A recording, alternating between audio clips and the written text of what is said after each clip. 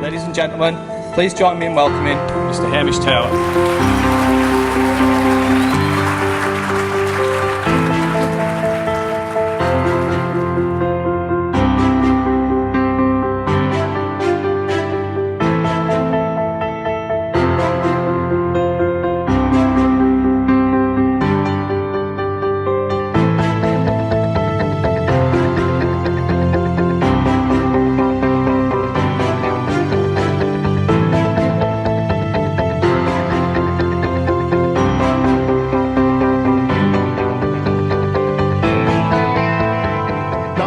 We need to change the way we understand our customers. Customer understanding for me is not about data. It's not about information. It's not about market research reports. It's about insights.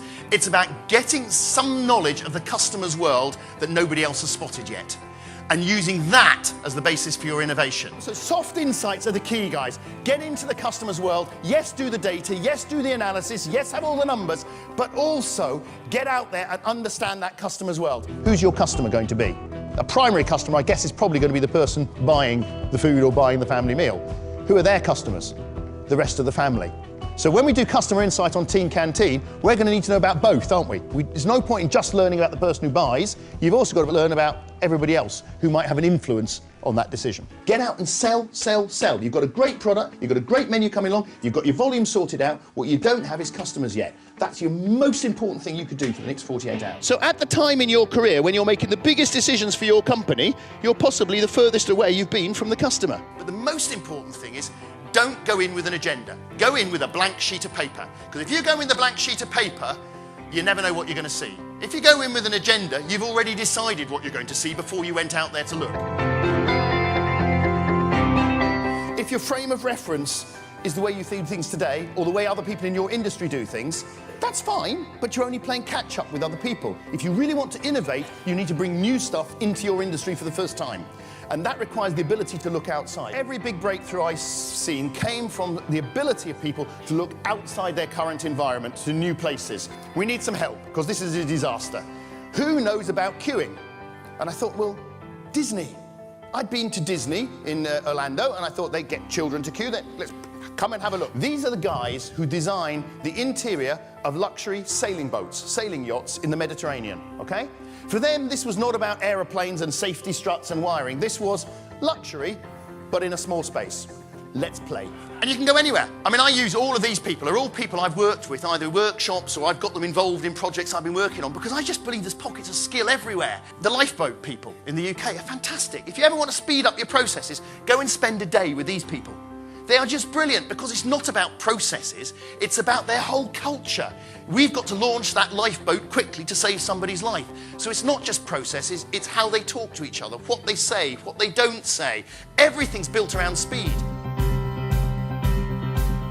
Get a real statement of the customer benefit and the 2 or 3 things you need to be good at to deliver that customer benefit. Keep it as short and simple as possible, 9-10 words, and make sure that every single member of your organisation knows it and can recite it back to you and can understand how their job can play a part in it. Whatever function they're in, everybody has a role to play in it. And if they don't, you haven't put the customer at the centre of your business. There are 9 words in blue there. Those 9 words became the key to British Airways totally dominating business class travel through the 1990s.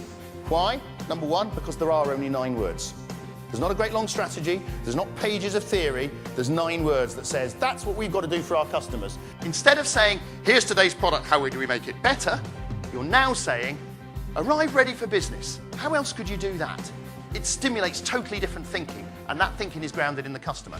If people think they can achieve the goal that you're setting by doing exactly what they've done before, but just doing it by working a bit harder or a bit faster, that's the comfort zone that they'll go back to. So the important thing is that you set an objective and a goal where people look at it, think it's quite exciting, but realise at the outset they're going to have to change if they're going to get there. It was all very well to understand what you're supposed to do.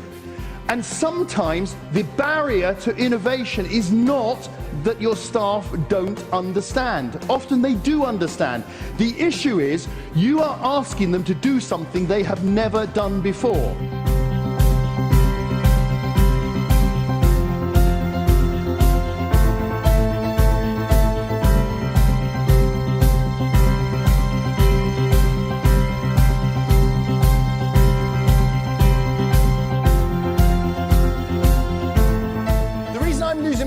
is I've spent years and years standing in hotel shower rooms pouring mouthwash on my head.